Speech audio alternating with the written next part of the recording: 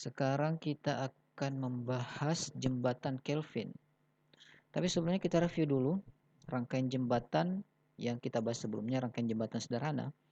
Itu kan gambarnya dia seperti ini. Oke, di sini R1, R2, R3 dan di sini Rx. Dan galvanometer ini akan menunjukkan pembacaan 0 apabila R2 dikalikan dengan Rx sama dengan R1 dikalikan dengan R3. Nah, ini disebut kondisi seimbang, di mana tidak ada terbaca tegangan pada galvanometer atau antara titik A dan titik B. Jadi modul rangkaian jembatan itu kan akan kita hubungkan ke resistor atau konduktor, akan kita ukur berapa nilai resistansinya. Nah, itu kan akan kita gunakan suatu kabel penghubung, dan kabel penghubung ini akan memiliki resistansi tersendiri. Sehingga resistansi yang kita baca di sini nantinya itu tidak lain adalah resistansi konduktor ditambah dengan resistansi dari resistor yang akan kita baca berapa nih resistansinya. Ini akan menyumbang galat atau error pengukuran, dan kemudian rangkaian jembatan Kelvin ini dibuat dengan tujuan mengeliminasi atau menghilangkan pengaruh dari konduktor tersebut. Nah, bagaimana caranya? Jadi sekarang kita lihat ya, rangkaian jembatan Kelvin konfigurasinya dia seperti ini. Jadi antara R3 dan Rx ada konduktor penghubung, kita sebut saja di sini Ry. Kemudian di sini ada titik A, titik B dan titik C. Nah, nantinya kaki dari galvanometer ini akan ditempatkan pada titik tertentu di sepanjang konduktor AC ini atau konduktor Ry, sehingga defleksinya itu kembali 0. Kemudian ketika itu terjadi, persamaan kesetimbangan rangkaian jembatan kita itu akan berubah. Nah, karena di lengan ini itu sudah bertambah resistansinya, ada resistansi baru di sini yang muncul, kita sebut saja RAB. Kemudian pada lengan yang ini itu bertambah nilai resistansinya sebesar RBC.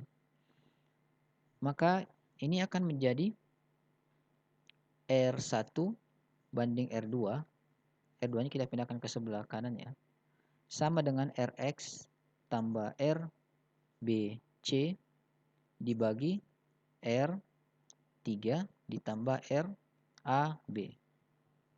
Kemudian syarat agar jembatan ini seimbang itu adalah R1 banding R2 sama dengan RBC banding RAB. Nah, di sini sudah jelas ya, misalkan ya kalian substitusi di sini nilainya R1 banding R2 itu sama dengan 3. Misalnya R1 itu 3 dan R2 itu 1 ohm. Kemudian Rx itu 9 dan R3-nya itu 3. Nah, RBC berbanding RAB itu harus sama dengan 3 juga. Jadi contohnya seperti ini. RBC kalian berikan nilai 12, kemudian RAB-nya itu 4. RBC berbanding RAB itu kan sama dengan 3 juga. Kemudian kita di sini 9 tambah 12 itu kan 21. Di bawah itu 3 tambah 4 sama dengan 7. 21 bagi dengan 7. Itu sama dengan 3 juga. Jadi relasi ini harus terpenuhi agar rasio dari R1 dan R2 itu sama dengan rasio Rx tambah RBC dengan R3 ditambah RAB ya. Nah, sekarang kita fokus ke persamaan ini. Kita fokus ke relasi ini. Jika kita tambahkan sisi kiri dan sisi kanan dengan 1, maka persamaan ini akan berubah menjadi R1 tambah R2 bagi R2 sama dengan RBC tambah RAB dibagi dengan RAB. Kemudian kita tahu bahwa RBC tambah RAB itu tidak lain adalah RY. Nah, sehingga kita dapatkan di sini relasi RAB sama dengan R2 kali RY dibagi R1 tambah R2. Nah, bagaimana dengan RBC-nya? RBC itu tidak lain sama dengan RY dikurang RAB atau RY dikurang R2 kali RY dibagi R1 tambah R2.